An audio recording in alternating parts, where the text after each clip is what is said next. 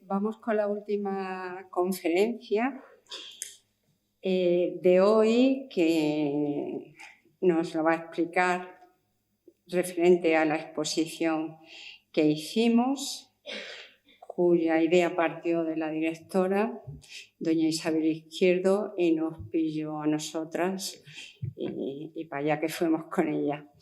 Quien va a hablar de la conferencia esta tarde es mi compañera y hermana, la doctora Moreno Conde, verdadera alma mater de la exposición, de la jornada de hoy y de todo lo demás.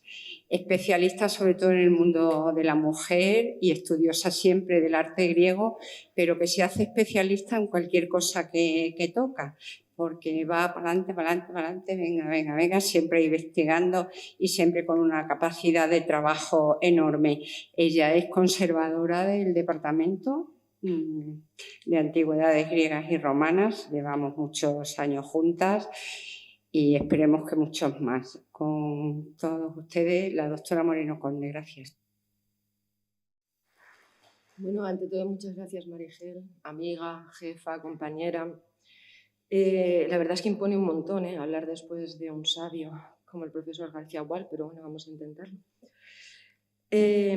Tras las ricas voces que nos han precedido y que han ido desgranando diferentes aspectos de la compleja articulación del concepto de naturaleza en la antigua Grecia, nos vamos a detener ahora en cómo hemos construido físicamente la narración en torno a esta piedra angular, como se ha dicho numerosas veces hoy aquí, del pensamiento griego, en cómo hemos ido tejiendo palabras e imágenes hasta darle la forma y el rostro de la exposición temporal que quizá han visto o que pueda visitarse en nuestras salas hasta el próximo 30 de marzo. Pero vayamos al principio. Detengámonos en el porqué, y es que en este caso el porqué no es el caos, el porqué es una idea. Como todos sabemos, los museos son espacios de memoria y de disfrute, pero también han de prestarse a la reflexión. Y en este momento de nuestra historia, donde palabras y expresiones como sostenibilidad, ecología y cambio climático forman parte de nuestro lenguaje cotidiano y se cuelan incluso en ocasiones dramáticamente en nuestras vidas, nos parecía útil abordar otras formas de entender la relación con la naturaleza. Entre Caos y Cosmos nos invita así a un viaje al pasado, a la cultura griega a través de los objetos y de sus imágenes, para observar ese estrecho y respetuoso vínculo que esta cultura, de la que además nos reclamamos en buena medida herederos, mantuvo con todo lo que la rodeaba. El momento, por otra parte, también era el propicio, puesto que se inscribe dentro de la celebración de los 10 años desde la reinauguración del MAN tras la reforma integral con la que reabrió sus puertas en el 2014. Sin embargo, por muy propicio que fuera el momento y el tema, o que consideráramos más o menos atinado el discurso, por mucho que contáramos con la mejor de las materias primas, el objeto, ese testigo mudo o no tan mudo de la historia, capaz de conducirnos por ese viaje, aún faltaba lo más importante, sin lo cual todo se había quedado justamente en el plano de la idea. Y hablando en plata y nunca mejor dicho, el dinero.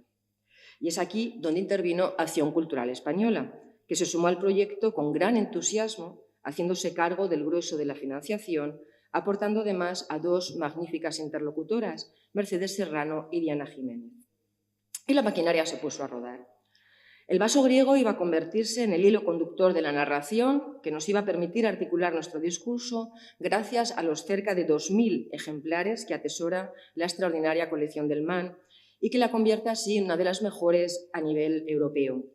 Y es que nuestro hilo de Ariadna es ante todo un maravilloso contenedor de historias, de relatos y microrrelatos que solo espera que le demos voz y que tiene la capacidad de trasladarnos al pasado y de hacernos pensar. Y así son principalmente ellos los que nos han permitido hacer esta lectura diacrónica en torno a la naturaleza que abarca varios siglos, pues nos movemos entre el 3000 antes y el final de la llamada época helenística, final del siglo IV, el siglo III a.C. Aunque huelga decir que nos fascinan los vasos griegos y su iconografía, no por ello éramos menos conscientes de la dificultad intrínseca que entrañan, de lo complejo de acceder a su gramática para adentrarse en las historias que atesoran, siempre encriptadas, de desentrañar sus funciones, de identificar a sus personajes, de situarlas remotamente en el tiempo. Había que evitar, en definitiva, que la exposición se convirtiera en una sucesión de bonitos botijos, en colores negros, y que nuestro protagonista se volviese a la postre en el peor de nuestros aliados. Era preciso completar el discurso con otras piezas, como pequeños bronces, terracotas y monedas, otro increíble receptáculo de ideas e imágenes procedentes de nuestro rico monetario. Pero también se hizo patente la necesidad de solicitar préstamos nacionales y extranjeros que no solo nos permitieran articular mejor el discurso, sino ofrecer a nuestros visitantes la contemplación de un abanico de piezas difícilmente reunidas antes. Al tiempo que íbamos seleccionando las piezas de nuestros fondos, restaurando vasos y terracotas, redactando textos y cartelas o elaborando el catálogo que ya está agotado, se abrió un compás de espera mientras esperábamos ansiosas los correos electrónicos accediendo al préstamo de las piezas solicitadas, correos que se acompañan, y así fue invariablemente, de saltos de alegría por los pasillos cada vez que recibíamos una respuesta positiva. Así alcanzamos a reunir las 139 piezas que integran esta exposición. Los museos del Louvre, la Antike Sammlungen und Glyptothek de Múnich y la Antike Sammlung de Berlín nos prestaron un total de 9 extraordinarios vasos griegos que además se contemplan por primera vez en nuestro país. Del Museo del Traje proceden las réplicas en plata dorada, obra de Juan José García y realizadas en 1961 de los célebres vasos de Bafio, que fueron hallados en una tumba principesca en el Peloponeso en 1888, están fechados en torno al siglo XV antes, y cuyos originales se encuentran en el Museo Arqueológico de Atenas. Además, en ellos asistimos a una de las primeras representaciones de la caza del toro y de la carocatapsia, la práctica ritual que consistía en saltar sobre estos bóvidos. Los 6 vaciados de escayola, procedentes de los fondos del Museo Nacional de Escultura de Valladolid, que asumió en el 2011 las colecciones del extinto Museo de Reproducciones Artísticas y que además han sido restaurados para la ocasión en nuestro museo, ofrecen además un magnífico contrapunto a las formas recogidas de los vasos y del resto de piezas, articulando las salas y desplegando su movimiento en singular diálogo con los objetos encerrados en las vitrinas. Y así fue arrancando esta invitación a un viaje al pasado, en el tiempo y en el espacio, y que nos permite a lo largo de 12 secciones explorar el fértil imaginario griego en torno a la naturaleza. Pero aún faltaba un elemento más, y no de los menos importantes, ya que por muy interesante que pueda ser la idea, por muy fascinante que pueda resultarnos lo que queremos contar, y más allá de la belleza y el interés de las piezas elegidas, de que ya contáramos con la financiación adecuada y que los diferentes museos hubieran accedido al préstamo de las obras, aún era preciso materializarla, convertirla en algo palpable.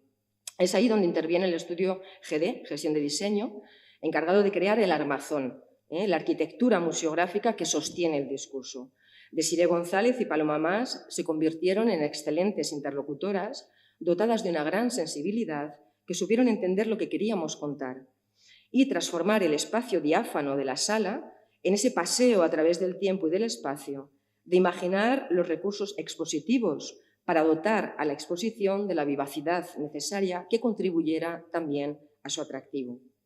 Y es que una exposición temporal es ante todo el resultado de un trabajo de equipo multidisciplinar, movido además por una misma voluntad, la creación de algo único para el disfrute de los visitantes.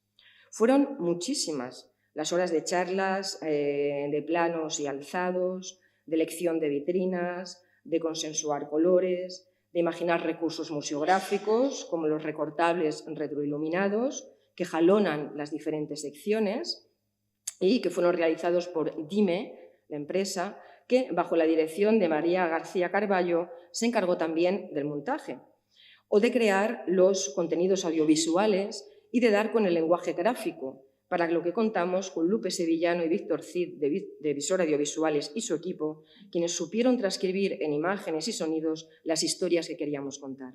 Y evidentemente esta exposición nunca, jamás, hubiera visto la luz sin el extraordinario equipo del MAN, nuestras compañeras y compañeros de los diferentes departamentos que se volcaron para la consecución de este proyecto en los 1001 procesos técnicos y administrativos que generó y donde Esther Artalejo, cual Hermes trasladando designios, ejerció la mejor de las coordinaciones posibles.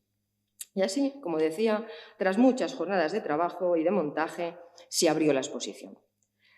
Dejemos ahora que nuestros pasos deambulen por las salas. Como ya hemos visto a lo largo de todas las charlas que nos han precedido, la importancia que el mundo animal y vegetal supuso para la antigua cultura griega no solo impregna su iconografía, sino los escritos de poetas, historiadores y filósofos. Podemos pensar que Aristóteles aborda más de 500 especies vegetales en sus obras, prefigurándose así como el iniciador de la zoología occidental, o que Teofrasto, también en el siglo IV antes, redacta 2 trabajos, uno sobre las plantas y otro sobre los olores. Animales y plantas van a formar parte así de la ordimbre que construye culturalmente la trama de los seres humanos. La naturaleza es espacio real y simbólico, crea lenguaje y sirve de metáfora a la vida humana. Es por ello que los paneles que introducen cada una de las secciones en las que se articula la exposición arrancan siempre con sus voces para tejer palabra e imagen. En el origen caos abre la exposición a través de un pasillo que algunos habéis tenido ya la oportunidad de transitar, que nos sumerge en un mar primigenio sin orillas, en cuyo extremo se sitúa el vaciado de uno de los relieves del trono Ludovisi, que centra nuestra mirada en el nacimiento de Afrodita, nacida de los genitales de Uranos, que un vengativo Cronos arroja a esas aguas embravecidas. En la Teogonía de Hesíodo, lo hemos escuchado varias veces hoy, de mediados del siglo VIII, será la acción de Caos, Gaia y Eros, el vacío, la tierra y el amor, quien da lugar al origen del mundo y crea las distintas genealogías de dioses, hasta que Zeus asiente definitivamente su reino en un lento proceso que va a conducir del desorden al orden, del caos al cosmos. La naturaleza se concibe como un espacio imprevisible, en constante movimiento, que de alguna manera incide en la fragilidad humana. Las poderosas fuerzas del interior de la Tierra, que se traducen en terremotos, erupciones volcánicas, maremotos y tsunamis, dan lugar en el mito a esas figuras proteiformes con una extraordinaria capacidad para alterar su forma y en las que el elemento marino desempeña una singular importancia. Fascinación y temor se mezclan a partes iguales ante las profundidades de la Tierra habitadas por grutas insondables, un mundo vivo que se imagina dotado de fuerzas misteriosas, donde Zeus encerró a los titanes y donde se sitúan los infiernos gobernados por Hades. Desde esta explicación que reposa en el mito, a partir del siglo VI, como nos decía el maestro García Gual, se va abriendo camino desde las distintas escuelas filosóficas la necesidad de entender los procesos a través del logos, la razón. Mitos y logos convivirán a lo largo de toda la antigüedad griega a la hora de explicar el mundo, como nos permiten observar las 2 piezas expuestas en 2 vitrinas exentas y que prácticamente inauguran la exposición, tipo de vitrina que en el argot museográfico se conoce como vitrina tótem. Desde una escena de Gigantomaquia y la terrible Escila, ambas del siglo IV a.C., nos trasladan a esos tiempos primigenios dominados por seres primordiales. Se abre ahora esta sala dominada por el vaciado de la célebre Diana de Versalles, cuyo original contempló en su día Luis XIV, el rey Sol, en su palacio, y que ahora está alojada en las salas del Museo del Louvre, y que es bisagra entre la naturaleza salvaje y la naturaleza conquistada, y es que Artemis, esa diosa virgen de la caza, es también la que protege a las criaturas humanas y animales. Una vitrina dominada por la sola presencia de animales y plantas nos permite acercarnos al concepto de la Edad de Oro. Ya a finales del VIII a.C., el poeta Hesíodo establece en los trabajos y los días las edades míticas de la sucesión de las generaciones humanas. El metal más puro por excelencia sirve para definir la primera de todas ellas, la Edad de Oro, donde reina una perfecta armonía y los seres humanos no conocen ni la vejez ni la muerte. La Tierra produce todo lo necesario a la subsistencia de forma autónoma, sin que los humanos conozcan la fatiga de la siembra y la cosecha. Dibuja así una especie de paraíso que los diálogos de Platón narran de forma magistral y donde los hombres semejantes a los dioses son semejantes a los dioses. Animales irreconciliables en el mundo real conviven en la superficie de algunos vasos como recuerdo de esa edad perdida, como vemos en la tapadera de este ánfora. La siguiente sucesión de vitrinas nos invita a acercarnos al lento proceso que va de los confines del mundo a la civilización, a través de una selección de piezas que nos permite observar nuevamente cómo se entretejen animales y plantas en su concepción del mundo. Espacio de vida y de muerte impregnado además de una violencia primigenia que es preciso dominar. La naturaleza indómita es en origen terreno sagrado de la Potnia Cerón, la señora de los animales, de regambre oriental y precursora de la olímpica Artemis, que ilustra un extraordinario lécito del Museo del Louvre obra de Amasis, uno de los mejores pintores de figuras negras. Es ante todo espacio por conquistar y domesticar, con el que se establecen vínculos dialécticos que van a tender a su sumisión o regulación. Dominarla es apropiarse de lo desconocido, establecer los límites de lo regulado por los dioses, los únicos capaces además de transitar por el tiempo y el espacio, como Ártemis, que conduce su imposible viga guiada por una partera y un ciervo atravesando la noche. Ninguna cultura es posible sin la presencia animal.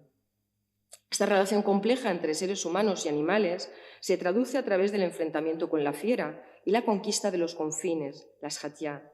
La caza se convierte, por otra parte, en uno de los cauces para alcanzar la aristeia, la excelencia, principio también angular en la mentalidad griega, cuya acción comparten las amazonas, esa antítesis perfecta del varón griego al otro lado del espejo. Héroes, como Heracles o Teseo, se enfrentarán así a animales indómitos y descomunales, como el león de Nemea, o híbridos, como el Minotauro, en su acción civilizadora, y se convierten en modelos míticos para los mortales. Y avanzando, la naturaleza conquistada, animales y plantas, aborda ahora su extraordinaria presencia en el cotidiano de los mortales y la dialéctica que guía y sustenta estas relaciones. La intervención humana en aquello dispuesto por los dioses va a precisar una reparación por parte de los mortales, ya sea en el caso de los sacrificios animales, cuando se arrebata una vida, o en el de cosechas, recolecciones y vendimias, donde la acción humana interrumpe el ciclo de la vegetación para apropiarse los frutos de la tierra. El animal, omnipresente en la vida cotidiana y parte indisociable de su sistema de pensamiento, se integra en los diferentes rituales ciudadanos y religiosos. Su presencia en las carreras se contaba entre los agones, las competiciones ecuestres más apreciadas de los antiguos juegos panhelénicos, y también formaba parte de los rituales de socialización de niñas y niños, como los pájaros, la tortuga o los pequeños perros que les servían de mascotas, y estarán asociados, en definitiva, a los más importantes o grandes momentos del ciclo vital, como el nacimiento, cuando, por poner un ejemplo, en Atenas sabemos se colocaba un copo de lana en la puerta de las casas al nacer una niña, o una corona de olivos si se trataba de un varón. Animales y plantas sirven, por lo tanto, para marcar el futuro al que están llamados. El aidos y la filería, el pudor y el amor del trabajo paciente y silencioso de la lana, para ellas. El cleos, la gloria, para ellos. Otros, como la perdiz, son imagen apropiada. En los vasos femeninos regalados a la novia, pues trasladan la noción de fecundidad. Y en este extraordinario vínculo de los antiguos griegos con la naturaleza hay incluso espacio para el humor, como nos muestra el perro que se rasca las pulgas en un gesto cotidiano que trasciende los siglos.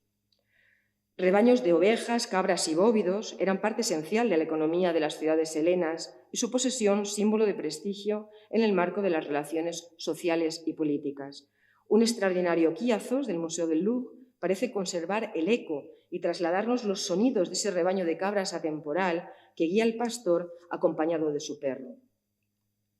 Y caminando en este recorrido, pasamos en la siguiente sala, dones de los dioses. En esta sala alberga nuevas articulaciones de la naturaleza. La economía griega, y en particular la de la región del Ática, es fundamentalmente agrícola. La célebre tríada mediterránea, cereal, olivo y vid, ante todo son dones de los dioses, Deméter, Atenea y Dioniso, que van a enseñar su cultivo a los mortales. Pan, aceite y vino van a modelar no solo el paisaje físico de la cuenca mediterránea, son su espacio simbólico, son sinónimo de cultura. El cereal procura el sustento cotidiano, el aceite será fuente de luz y calor necesario en los cuidados del cuerpo y en la fabricación de ungüentos. El consumo del vino regulado en el banquete es uno de los rasgos que definen la comensalidad griega, espacio de socialización donde se crea pensamiento. El entusiasmo y el éxtasis que provocan su consumo son experiencia de lo divino propiciada por el dios. Los magníficos vasos griegos de esta vitrina resumen la importancia de estos dones y se acompañan de monedas que nos muestran hasta qué punto eran importantes, pues se convierten en emblemas de ciudades como la espiga de Metaponto o la lechuza de Atenas. La antigua Grecia es también un territorio volcado al mar, fuente de alimentación, pero también de intercambios comerciales y con ellos de transmisión de conocimiento, cultura y riqueza. El mar Mediterráneo ha sido siempre espacio de migraciones, desde los primeros fundadores, los equistés, que surcaron los mares en busca de mejores tierras en las que instalarse. Las catástrofes naturales, las hambrunas, las guerras o la inestabilidad política condujeron, y siguen haciéndolo, a poblaciones enteras a lanzarse al mar buscando nuevos territorios en los que habitar. Y es que el mar es espacio lleno de oportunidades y peligros, donde no solo acechan las criaturas marinas que fondan o moran en sus oscuras profundidades y que gobiernan las ondas, sino piratas y navíos de guerra. La esclavitud, cuando no la muerte, era por lo general el destino de estos abordajes en las aguas. La muerte en el mar era además uno de los grandes miedos de los antiguos griegos, pues impedía recuperar el cuerpo y con ello llevar a cabo los rituales necesarios para garantizar el acceso de los difuntos al más allá. Las vitrinas, que integran esta parte del discurso, buscan trasladar ese espacio metafórico que es el mar, presente en los platos de pescado que acompañaban a los difuntos en sus tumbas, en el ámbito suritálico, y que nadan, por así decirlo, en el interior de una de ellas, acompañados de 2 contenedores de perfume chipriotas, en forma de sepia, que además son las 2 piezas más antiguas de la exposición. Pero el mar se cuela también en los banquetes, como vemos en este Dinos, donde los barcos en su interior flotarían en ese mar vinoso, como recoge el epíteto homérico, creando una imagen especular entre la mezcla del agua y el vino consumido en el simposio y las aguas marinas al anochecer. Una magnífica copa del Museo del Louvre, firmada por Nicóstenes, es eco aún de las andanzas de Ulises, que nos traslada la sola presencia de 2 sirenas cerca de las asas. En este transcurrir por las múltiples articulaciones de la naturaleza, nos acercamos ahora a lo que hemos llamado, Marigiel y yo, la naturaleza alterada, seres híbridos y metamorfosis, que abre una cuarta sala. Y es que la naturaleza es un espacio de formas fluidas, de límites imprecisos. Los dioses y las diosas pueden asumir formas diferentes para conseguir sus fines, como Zeus transformado en toro para raptar a Europa. Pero la metamorfosis, como nos dijo esta mañana Maricruz, también puede ser castigo, como en el caso de Acteón, transformado en ciervo, tras haber visto a la diosa Artemis desnuda en su baño, y al que devorarán sus propios perros. Su hibris, su soberbia, su desmesura, les hace perder la forma humana castigados por los dioses. Las fronteras entre los distintos reinos de la naturaleza nunca están cerradas, pues su cartografía responde a la voluntad de los dioses. La metamorfosis es también propia de los seres vinculados con el agua, como la Nereida Tetis, capaz de adoptar todas las formas y que solo perdió sus poderes cuando un esforzado Peleo, dispuesto a hacerse con ella como fuera, la levantó del líquido elemento. El imaginario griego también concibe seres que yuxtaponen la naturaleza humana y la animal, como las sirenas, mujeres pájaro, o los centauros de torso humano y cuerpo de caballo, o que se construyen mediante formas animales, como Pegaso, el caballo alado, Cerbero, el perro de 3 cabezas que custodia las puertas del Hades, o la terrible quimera. Compone así un sinfín de figuras monstruosas, dotadas de múltiples significados. Junto con los magníficos vaciados de parte de los relieves del monumento de las arpías de Xanthos en la actual Turquía, figuras híbridas que raptan y conducen a la muerte, una vitrina voluntariamente construida con un importante número de piezas busca acercarnos a ese articulado mundo. Todos estos seres poderosos, de fuerza extraordinaria, moradores de los límites, actúan como mensajeros y servidores de los dioses. Son conocedores de saberes ocultos, de los arcanos, como los caminos invisibles que conducen de la muerte a la vida en el más allá.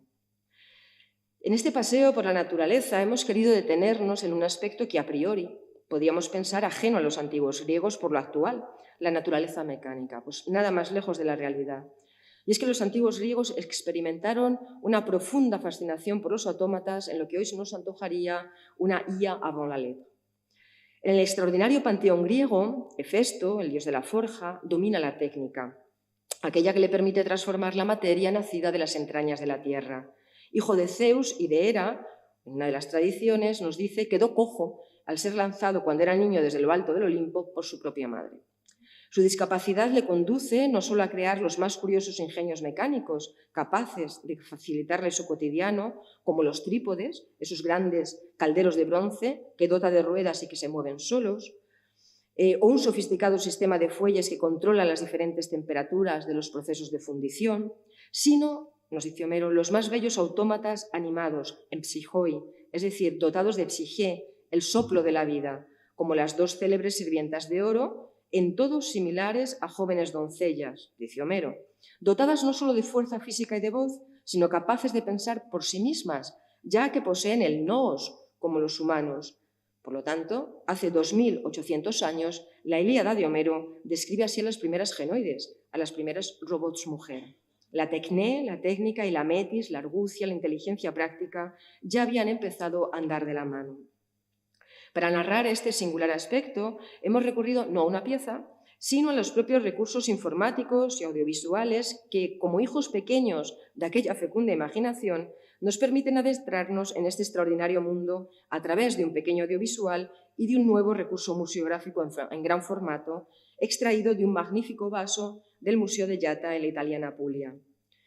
Y es que de este ingenio de Festo van a hacer también Talos, el primer robot de la historia fabricado con una aleación de acero que le vuelve prácticamente indestructible. Guardián de la isla de Creta, que recorría varias veces al día, impedía que arribasen invasores y piratas, pero también los argonautas, de retorno de su expedición a la lejana Cólquide. La fragilidad residía en un único punto, el tendón de su tobillo, ese mismo espacio vital que conducirá a la muerte al gran héroe Aquiles. Según los autores antiguos, una pequeña clavija de bronce protegía la única vena del gigante que conducía su fuerza vital, el Íjor, la misma que nutre a dioses y diosas y que recorría su cuerpo hasta el cuello. La maga Medea, conocedora de todos los fármaca y que había huido de su tierra acompañando al héroe Jasón, del que se enamora, le enseña cómo vencerle. Adormecido por sus artes, Talos tropieza con una piedra y se golpea el tobillo, rompiendo el clavo. Mana de la herida una sustancia densa, dicen las fuentes, similar en todo al plomo fundido.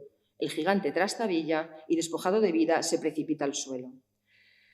Pero la invención no es solo cosa de dioses o de titanes, como Prometeo, que vemos ahí en este pequeño entalle, fabricando al primer humano, que apenas tiene 1,5 centímetros de tamaño, y que sirve además de arranque al vídeo. La fértil imaginación de los griegos creará también al demiurgo Dédalo, ese paso intermedio entre los inmortales y los humanos, que es el héroe, dotado de una extraordinaria habilidad técnica, y que va a ser el que diseñe el célebre laberinto donde el rey Minos encerrará al Minotauro y fabricará también las célebres alas de cera que le permitieron escapar de la cólera del rey Minos y que causarán la pérdida de su hijo Ícaro, que vio fundirse por acercarse demasiado al sol. Más tarde, dédalos mortales, como cánajos de Sición, inventarán hacia el año 500 a.C. el primer autómata real, una estatua de Apolo acompañado de un ciervo que se movía y que podía verse en su templo en Dídima. Árquitas de Taranto, discípulo de Pitágoras, habría diseñado una paloma de madera capaz de volar. El eco de estos primeros autómatas se recoge sucintamente en la proyección hasta llegar a nuestra época actual, sacudida ya por el impacto de la IA.